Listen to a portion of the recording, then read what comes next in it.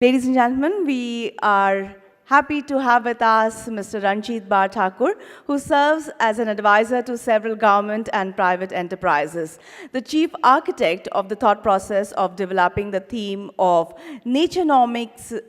Well, he is here already, so without spending more time, I would request Mr. Ranjit Barthakur, Secretary General, Club of Rome, India, Advisor, Tata Consultancy Services, Trustee, Balipara Foundation, to reinforce the theme of the conference. Sir. Thank you, Ram Madhavji, Ramdhoraiji, Arun, Ashish. Oh, they're all three A's and Ashok. The three A's at the end, which must be quite significant. And to us, yeah. And just to 3 R's and 3 A's. So to all of you, a hearty welcome. I know these conferences that we've been having actually have resulted in something phenomenal. What I'll do is I'll just play you a 4-minute video, better than me speaking. That 4-minute video depicts and actually is quite interesting to set the tone of this conference in addition to what all the erudite speakers said. Can we just put on the video?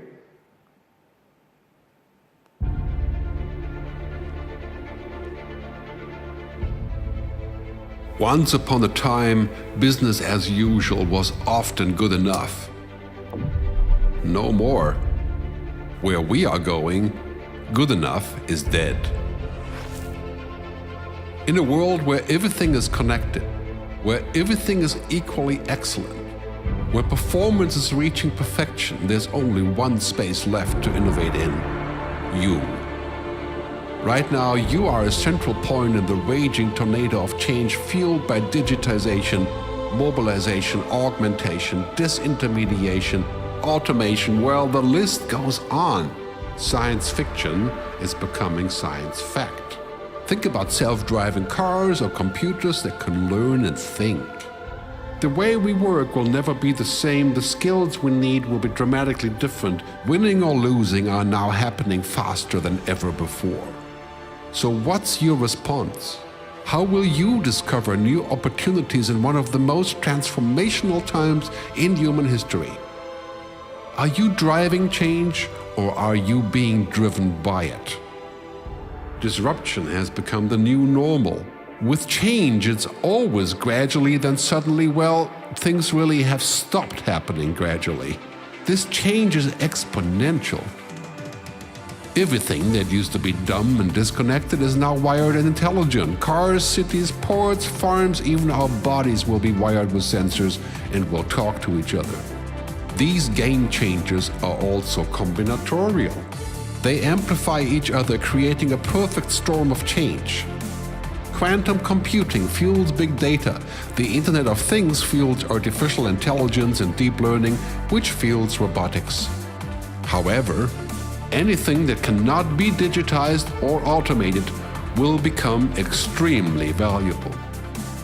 Human-only traits such as creativity, imagination, intuition, emotion, and ethics will be even more important in the future, because machines are very good at simulating, but not at being.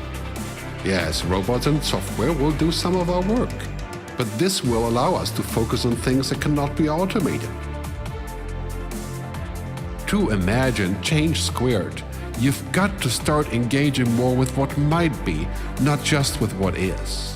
Immerse yourself in the immediate future, 5 to 7 years out from today. We need to go beyond technology and data to reach human insights and wisdom. Technology represents the how of change, but humans represent the why. The future is about holistic business model. The opportunity is to be liquid, to learn just in time, not just in case, not single improvements, but complete transformations, not individual systems, but new ecosystems. Humanity is where true and lasting value is created. We will engage, relate, and buy things because of the experiences they provide, because of their transformative power. The future doesn't just happen. The future gets happened.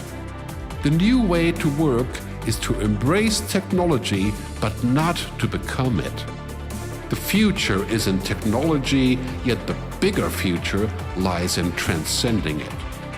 Let's live and lead from here. Yeah, hi.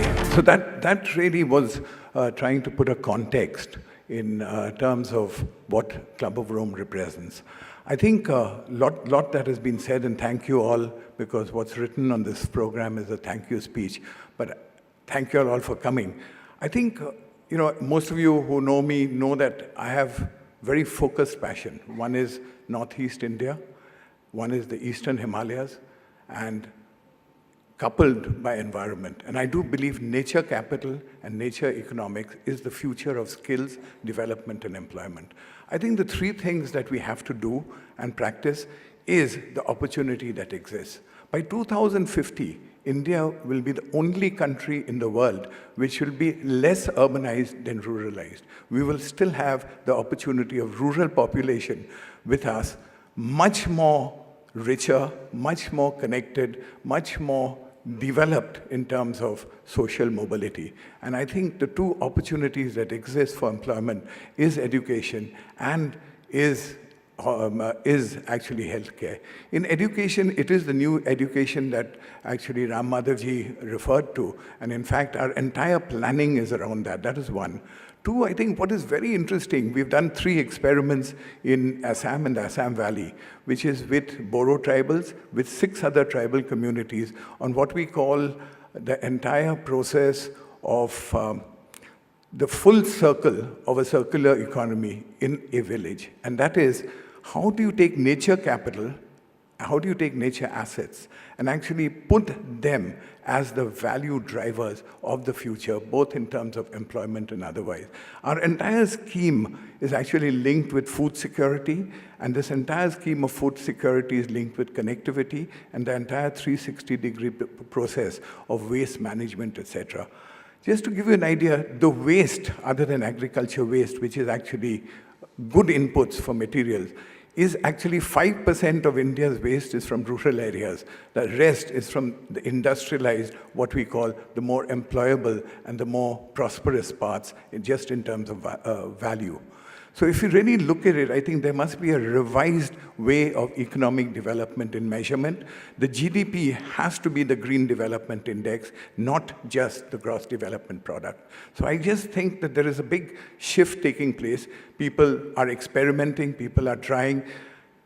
Just minor tweaking will not do. There has to be disruption of thought, as from 1900 till now, the entire world has disrupted. There is no reason why rural India, the far-flung areas of our own country in India, cannot be connected and actually made the opportunity of the future. Thank you. Good luck to the Club of Rome for the next few